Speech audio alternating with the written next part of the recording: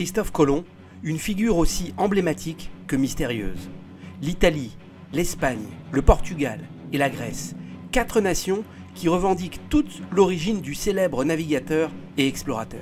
Pourtant, sa vie personnelle est très peu documentée. Cependant, une théorie semble particulièrement persistante. Christophe Colomb serait juif ou d'origine juive. Au cours de la vie de Colomb, les juifs sont devenus la cible de persécutions religieuses fanatiques. 1492, décret de l'Alhambra. À cette époque, les rois catholiques espagnols Ferdinand II d'Aragon et Isabelle I de Castille émettent un édit royal ordonnant l'expulsion des juifs séfarades d'Espagne. L'édit stipule que les juifs doivent quitter le royaume d'Espagne avant la fin du mois de juillet 1492, mettant ainsi fin à des siècles de présence juive dans la péninsule ibérique. Pour ceux qui optent pour rester en Espagne, le dilemme est clair, se convertir au catholicisme ou faire face à la mort sur le bûcher. Ceux qui choisissent d'abandonner leur foi juive pour embrasser le catholicisme sont appelés les conversos ou convertis. Parmi eux, il y a également ceux qui simulent leur conversion, pratiquant le catholicisme en apparence tout en continuant secrètement à suivre le judaïsme.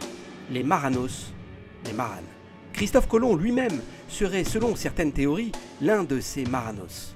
Selon cette thèse, sa survie dépendait donc de l'effacement de toute trace de son appartenance au judaïsme dans le contexte de l'Inquisition. Mais il aurait laissé des indices cachés. Cette théorie est avancée par plusieurs chercheurs espagnols, dont José Erugo, Celso García de la Riega, Otero Sánchez et Nicolás Díaz Pérez. Déjà, dans le journal de son navire, Colomb fait fréquemment référence à la Bible hébraïque, à Jérusalem, à Moïse, David, Abraham, Yitzhak et Sarah. Il décompte même l'âge du monde selon le calendrier juif et se réfère à l'année de la destruction du temple de Jérusalem selon ce même calendrier. De plus, la principale langue écrite et parlée de l'explorateur était l'espagnol castillan.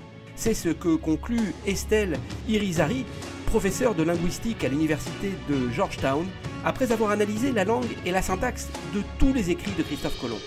Elle explique que l'espagnol castillan du XVe siècle était similaire au ladino, la langue juive parlée dans la péninsule ibérique.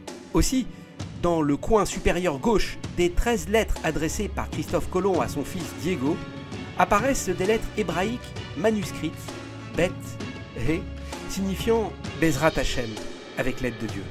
Cette formule, ajoutée traditionnellement par les juifs observateurs à leurs lettres pendant des siècles, était absente dans les correspondances adressées à des étrangers. Notamment, la seule lettre à Diego où cette marque n'apparaît pas fut celle qui devait être transmise au roi Ferdinand. Enfin, le testament de Colomb révèle des indices significatifs sur son identité à travers ses derniers souhaits. Premièrement, il a écrit que 10% de sa fortune serait donnée en charité pour la dot des jeunes filles nécessiteuses, une coutume juive communément pratiquée depuis très longtemps. Par ailleurs, il demanda à ce qu'on transmette de l'argent à un certain juif qui vivait à proximité du quartier juif de Lisbonne. Conscient de ces éléments, Simon Wiesenthal dans Sail of Hope soutient que le fameux voyage de Christophe Colomb vers les Indes était en réalité motivé par le désir de trouver un refuge pour les Juifs face à leur expulsion d'Espagne. Carole Delaney, anthropologue culturel à l'université de Stanford, conclut même que le but véritable de Christophe Colomb lors de son voyage vers l'Asie aurait été d'obtenir de l'or afin de financer une expédition pour reprendre Jérusalem et reconstruire le Saint-Temple des Juifs. La date à laquelle Christophe Colomb a mis les voiles est une preuve supplémentaire de ses convictions religieuses secrètes. Le voyage était prévu pour le 2 août 1492, un jour qui coïncidait avec le jour de Tisha B'Av, marquant la destruction du premier et du deuxième temple de Jérusalem.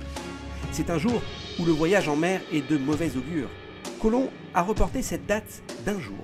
De plus, le voyage de Colomb n'a pas été financé par la reine Isabelle, mais plutôt par 2 conversos juifs, peut-être en fait des Marranes, et un autre juif éminent. Luis de Santarel et Gabriel Sanchez ont avancé un prêt sans intérêt de 17 000 ducats de leur propre poche pour contribuer au voyage, tout comme Don Abravanel, rabbin et homme d'État juif.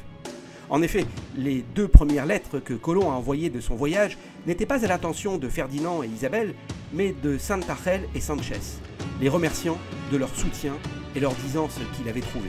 Au premier abord, il semble qu'un marin courageux ait pris la mer pour découvrir un autre itinéraire menant aux Indes et que par un remarquable coup de chance, il est accosté dans une terre qui servirait de refuge à de nombreux peuples.